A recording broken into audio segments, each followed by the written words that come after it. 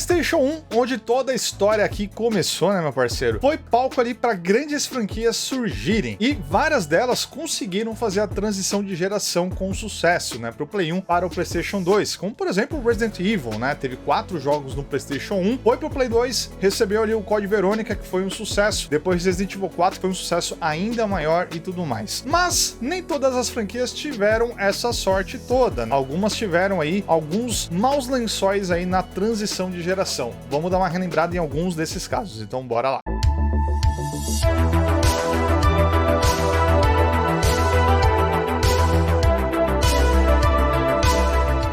Bom, galera, vamos começar a lista aqui falando de Driver, né, mano? Jogo insano de perseguição de carros. Foi lançado em 99 aí pro PlayStation 1, obviamente, e coloca a gente na pele do policial Tanner. Basicamente, ele precisa se infiltrar ali no crime organizado ali das cidades onde o jogo se passa pra tentar, né, desmantelar de dentro pra fora toda a situação. E aí, né, ele precisa agir, mesmo ele sendo um policial, como um bandido. Então ele precisa fugir da polícia e tudo mais. Perseguições insanas e numa ambientação meio anos 70 e tal, né, com os carros Muscle e enfim. Foi um jogo absurdo pro PlayStation 1, porque era um jogo praticamente de mundo aberto, apesar de ter algumas limitações, não dava pra sair do carro, você tinha tempo pra fazer as missões, mas ainda assim era um mundo aberto que você poderia fazer as missões praticamente do seu jeito, né, definir as suas rotas, e era um game que tinha uma dificuldade bem elevada. Muita gente sequer passou da primeira fase, que você tinha que passar ali as paradinhas da garagem, né, fazer os desafios ali e tudo mais. E eu lembro também da última fase, que é bem complicadinha também. Foi um sucesso absurdo, a galera curtiu pra caramba. No ano seguinte, já em 2000, já tínhamos o Play 2, mas ainda assim apostaram mais uma vez no PlayStation 1 com Driver 2. Pegava tudo que tinha de melhor ali no primeiro game e aumentava, né? Trazia novas cidades, novos carros e agora finalmente a possibilidade de sair do carro e explorar algumas coisas a pé, ainda que de forma limitada. Só que isso no PlayStation 1, antes de GTA 3, cara, era muito absurdo. Beleza, foi outro sucesso, vendeu bem, a galera curtiu, foi bem avaliado. Chegou o PlayStation 2. A meta era fazer um jogo ainda maior, mais ambicioso, só que tinha um pequeno obstáculo no caminho, e esse obstáculo veio no ano seguinte, 2001, chamado de GTA 3, que foi um sucesso absurdo e ele se tornou o jogo a ser batido. Vários games tentaram copiar e aproveitar o sucesso, né, sendo uma alternativa ali ao GTA. O Driver, né, ele tava para receber o terceiro capítulo ali da franquia, que teve um desenvolvimento extremamente conturbado. Tinha uma certa expectativa, porque os outros jogos foram um sucesso, né? A galera queria mais desse jogo, mas o jogo chegou tarde demais, mano. Nessa época a gente já tinha o GTA 3, já tinha o GTA Vice City, o Sanders tava batendo na porta, e ali chegou em 2004 Driver 3. Só que o jogo chegou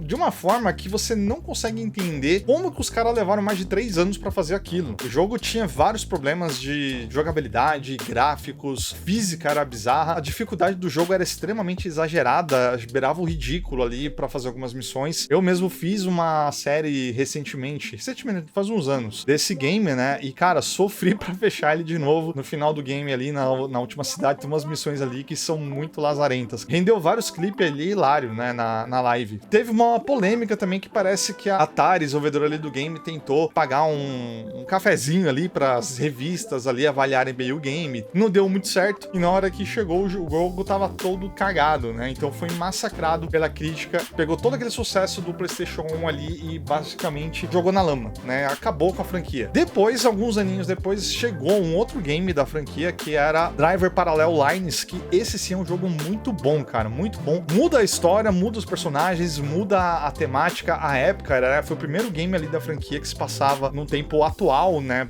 Da época ali, né? Na verdade, ele tinha 2 passagens de tempo e era um game muito bom. Só que o Driver 3 foi um fiasco tão absurdo, mas tão absurdo, que ele acabou até ofuscando o Parallel Lines, que é um jogo muito bom, e praticamente matou a franquia, né? A gente teve alguns outros jogos ainda, né? Teve o Driver 76 no PSP, que também não foi lá muito bem, e depois o San Francisco lá no PS3, que tentava voltar um pouquinho às raízes ali, que você não podia sair do carro. É um jogo bom também, é um jogo muito bom, mas aí o estrago já estava feito. Depois a Ubisoft, né, que hoje em dia é dona da franquia, ela até retomar, só que aí viu que tava ficando uma parada completamente diferente. Daí surgiu o Watch Dogs, que também não deu muito certo. Uma pena, né, porque era um game que era muito querido lá no Play 1, só que aí quando virou pro Play 2 foi um fracasso completo. Nosso próximo jogo aqui, galera, é Tomb Raider, mano. Tomb Raider teve o primeiro game lançado lá em 1996, cara. E pra você ver como que é diferente, né, o desenvolvimento de games hoje em dia, né, pra aquela época lá, né. Parece que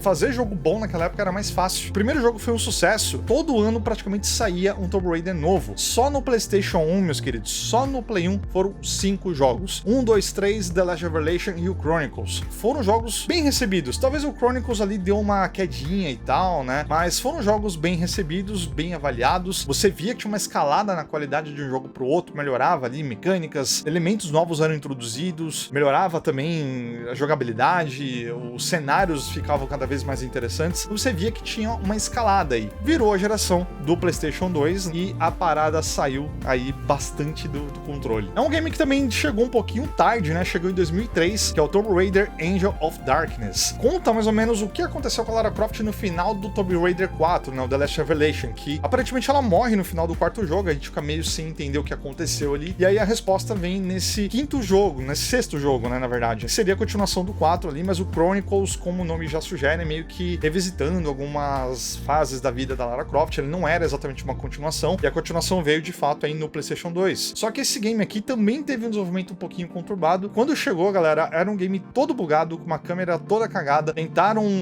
mudar um pouco a jogabilidade, mas mantendo alguns elementos dos jogos antigos, e acabou não dando certo. Um jogo completamente quebrado, a galera detestou. Graficamente também não é lá essas coisas. Tinha uma expectativa muito grande, né, de ver o Tomb Raider na nova geração, no PlayStation 2, a retomada ali dos jogos de sucesso do PlayStation 1. Só que esse primeiro game aqui, né, foi um banho de água fria na galera que tava na expectativa aí. E depois levou um tempinho, mais alguns anos aí, até que a franquia se achou de novo, né, no Tomb Raider Legends, que mudava o motor ali do game, né, a jogabilidade mudava um pouco, trazia alguns novos elementos, uma nova história, né, mudou bastante o jogo, mudou até o visual da própria Lara Croft. Foi um jogo bem recebido, só que aí depois também teve alguns jogos que foram meio divisivos. Temos o Anniversary, que é basicamente o remake do primeiro game, que pega todas as fases que a gente tinha no primeiro game, mas com a jogabilidade do Legends. Foi um jogo até que ok, não teve muitos problemas, mas aí quando chegou no terceiro game dessa nova trilogia, que seria o Wonder Road, a parada no Play 2 desandou de novo, porque esse game ele também saiu para a geração seguinte, né, pro PlayStation 3, por exemplo. No PlayStation 3 é um jogo ok, né, ele pegava os elementos ali do Legends, só que refinava, né, graficamente e tudo mais, só que o PlayStation 2 acabou recebendo uma versão muito rushada e um pouquinho capada, e ficou bastante aquém ali do que a gente viu na geração seguinte. Então Tomb Raider no PlayStation 2 foi uma franquia que teve, né, meio que um 50-50 ali, né,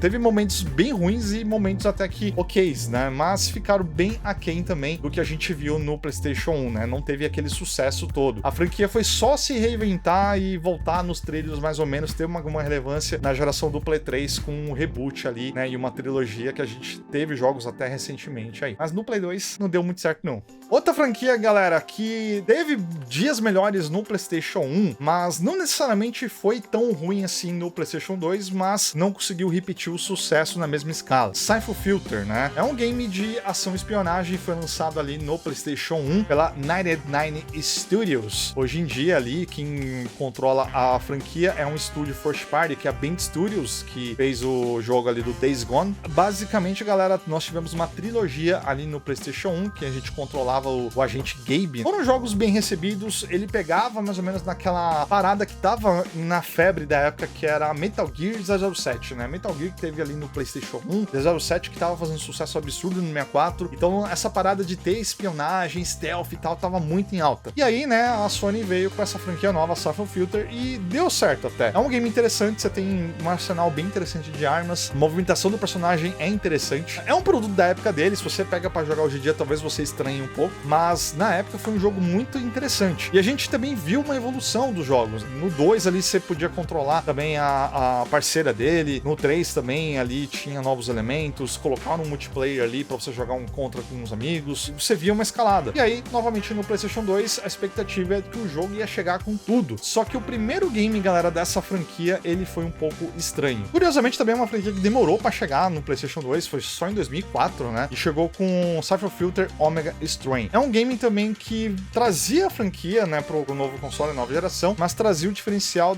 do multiplayer online, né? Então você poderia fazer missões cooperativas com outros jogadores servidores ali e tudo mais. A proposta era bem interessante. O PlayStation 2 tinha acabado de receber o acessório, o Network Adapter ali para poder jogar online. Só que, cara, a ideia foi muito boa, mas a execução não foi tanto. É um jogo estranho, com uma jogabilidade também bem estranha. Tentaram mudar algumas coisas, mas a galera não curtiu muito. E o jogo foi um fracasso, né? A galera não curtiu. Tem muita gente que nem sequer jogou. Gosta da franquia, jogou alguns outros jogos, mas passou longe aqui desse game Omega Strain. Hoje em dia até dá pra jogar online ainda com métodos alternativos, mas é um game que a galera passa um pouco longe dele. E depois, galera, a franquia teve um pouco de sucesso no PSP, com 2 jogos que foram bem recebidos, mas esses games também receberam ports pro PlayStation 2, só que o que era para melhorar no PlayStation 2 acabou sendo um port um pouco capado, né? Tirava algumas coisas, censurava outras, as avaliações não foram tão generosas aqui com esses games. Então, no PlayStation 2, né, também Sapphire Filter acabou vendo, né, basicamente o seu desfecho, porque depois desses ports do PSP, a gente não teve mais nada da franquia. Por fim, galera, um game aqui que, na verdade, talvez ele foge um pouco aqui da proposta do vídeo. É um game que também, hoje em dia, não se fala tanto, e no PlayStation 1 também teve dias melhores. Apescape, né? Game aí que foi lançado em 1999, que a gente controla um personagem que precisa, né, ir por uma viagem entre dimensões no tempo e tudo mais para coletar alguns macaquinhos que estão espalhados em vários lugares diferentes, e eles têm uma inteligência, né, por causa de um chapéu que eles usam ali. Então é um game que é um pouco mais cartunesco, é um jogo de aventura ali, plataforma 3D. Curiosamente no PlayStation 1 ele exigia, né, o uso do DualShock para você usar as alavancas analógicas, não dava para jogar com o controle normal. E foi um game que a galera curtiu bastante, ele fez um certo sucesso no PlayStation 1. Esse game aqui, curiosamente, ele não demorou muito para chegar no PlayStation 2, ele chegou aí já em 2002 com o Apescape 2. O jogo ele não conseguiu se firmar muito depois do PlayStation 1. Ele recebeu alguns outros jogos, ele recebeu também o Apescape 3 no Play 2, depois ele teve jogos ali no Play 3, algumas coisas também no Play 4 e no Play 5 ali, né, dos jogos clássicos, mas é uma franquia que não se falava muito ali na geração do Play 2, né, acabou